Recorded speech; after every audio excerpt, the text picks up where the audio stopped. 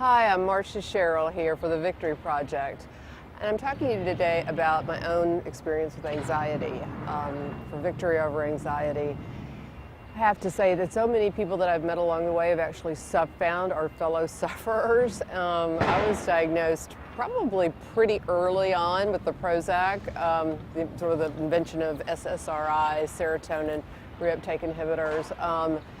And how did I present? I had had a childhood so full of worry and so full of fear, and they even gave me, when I was like 7 years old, a green stuffed animal that was called a worrywart. So I would get my school shots for third grade and already be worried about fourth grade the minute I left the doctor's office. So I just had anxiety disorder, but at the time I didn't know how to treat it. So I didn't need talk therapy, I didn't need any of that. And I was in New York, living in New York as a young woman, and developed kind of like a malaise and had hepatitis as a small child.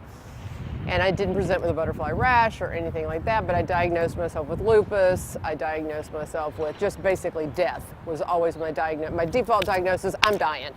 So I went to Atlanta and they took me to, presenting with these flu-like symptoms, took me to an infectious disease doctor, an internist, a pulmonologist. I mean, I went to every single doctor. So anyway, as a young woman, when I had this sort of mysterious flu-like symptoms and diagnosed myself with death, because death was coming for me at every moment, a huge hypochondriac. I wanted to write a book called Hypochondria, I'm Dying. I went to Atlanta and saw all these specialists, and everybody was like, no, we're not sure. It could be some sort of flu or an Epstein-Barr, whatever. It finally had a complete panic attack. My mother was there. My ex-husband was there. My internist, who I loved so much, I will marry him today, was there. And I had a panic attack in a doctor's waiting room, and they sent me to a shrink. And I went to the shrink 2 or 3 times, and he said, you know what, you're one of the happiest people I have ever met, but you have out of control anxiety disorder. That's when I started with Prozac. I wrote a column for Avenue Magazine, who I was writing for at the time, which is a New York magazine, called the Prozac Poster Girl, because I was literally the poster girl for Prozac. And all these New Yorkers wrote in, and it's before Prozac really, or the SSRI class of drugs, before they had Celexa, Wellbutrin, Zoloft.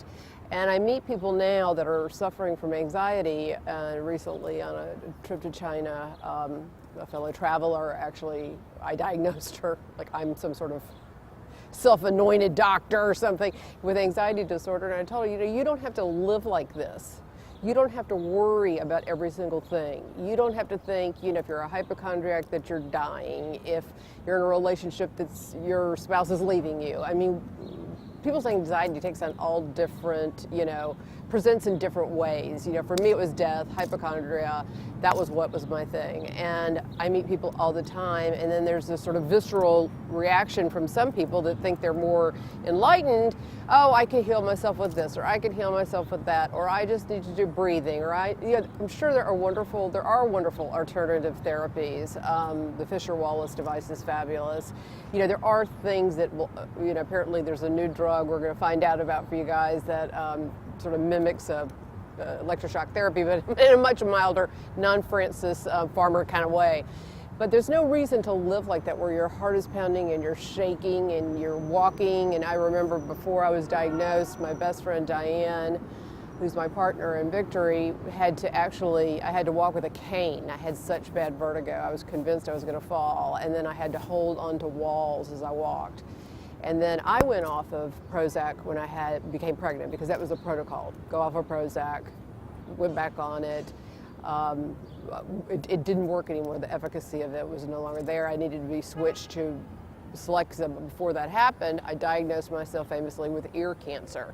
So I went to the ear, nose, and throat guy in Birmingham, who said, what we found in your ear is a little bit of an earplug, so for an object. So then my mother held my hand, that sweet angel, and walked me down to go meet a new psychopharmacologist who I've been with for 6 or 7 years, and who's really made my life livable so that I can accomplish all that I want to accomplish and not be fearful and shaking and scared. And I don't want anybody to be like that. I don't want anybody to feel that way, because I've felt that way, and it's scary. So at Victory Over Anxiety, we introduce you to a lot of folks that have had anxiety, and doctors and experts, and hopefully you, like me, can no longer feel those feelings and can just embrace every day with joy.